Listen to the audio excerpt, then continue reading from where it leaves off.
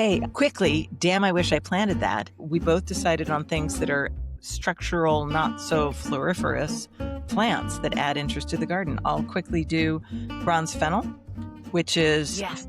Feniculum vulgare purpureum, which is an herbaceous perennial that I have now put above the bowling alley on my Tuscan hillside. I have 5 of them. These are zones. Now.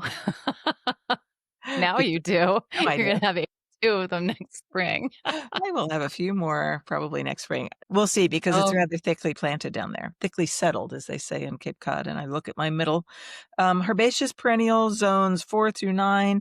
It is coveted for its variety of texture, and it's just this light, feathery, statuesque presence in the garden, like me when I go out there ah, moving around, like this feathery, right. statuesque. And I don't have yellow flowers that swallowtail butterflies like, particularly black swallowtail butterflies. It is the larval plant for the black swallowtail larva.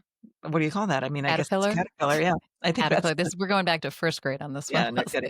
Leslie. And then also there's actually something called the anise swallowtail butterfly. And of Oh, course, fennel is the taste of anise, the seeds and flowers can be used in cooking. Do you ever? Because you're so much more domestic than I. I would never. was that a compliment or just a backhanded compliment? No, because I don't like the flavor of anise. Too I bad. never particularly have. Now, I do like it when I grow regular bulb fennel, and I'll braise that and the bulb itself, and it's a very mild flavor. But taking, anise flavored herbs to put into things, I'm not that into it. I'm so into that plant in the garden.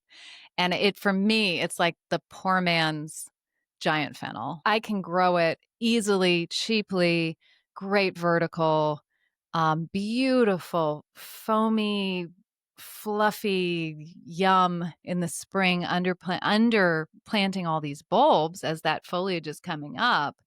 It's a win.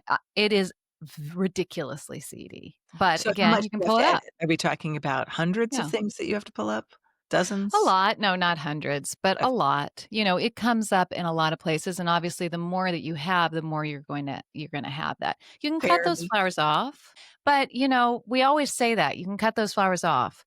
Are you going to? Is a whole nother Or you're gonna thing. be at the beach that week, maybe. Are By you the going to be way, at the beach? Yeah. how easy is it to edit? Oh, easy. Yeah, Right. I That's can not pull as it up. easy. Now, it's not easy to edit if you've let it get to be 3 inches wide, but No, those little tiny guys, oh yeah, those are easy. scuffle home material, and it's easy to pull up. Deer resistant, deer do not touch it here. So again, that's one of the things that makes it such a great plant for me. I love it. Yeah, Yeah. All I right, so what's approve. your choice? Also a purple statuesque, but slightly dangerous plant.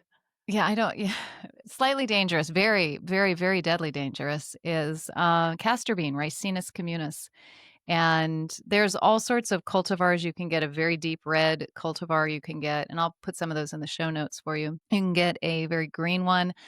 I see this in the spring, potted up one plant in a pot for $14 or something. And I think, why? Why would you do that? The seeds are so easy to germinate.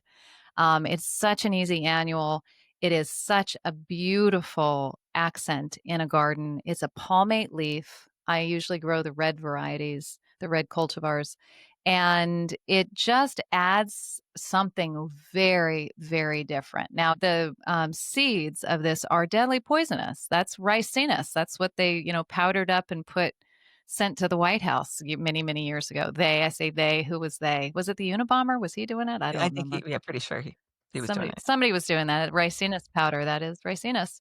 I don't worry about that. I plant it in the way back. We've talked about this in our poisonous plants episode. I don't tend to stress about this sort of thing, and I've been okay, and millions of people before me for many, many years have been okay. So anyway, great plant, easy to start from seed. Get yourself a packet for the fall.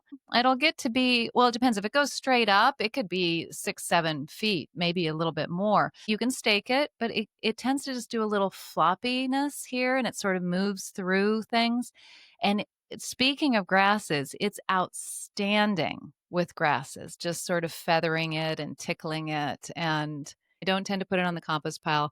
I put it in the trash, or I put it in the burn pile just on that that secondary thing that I don't particularly want my dogs to chew on it or, pull something out of the burn pile. So, damn, we wish we planted that, but we haven't planted those.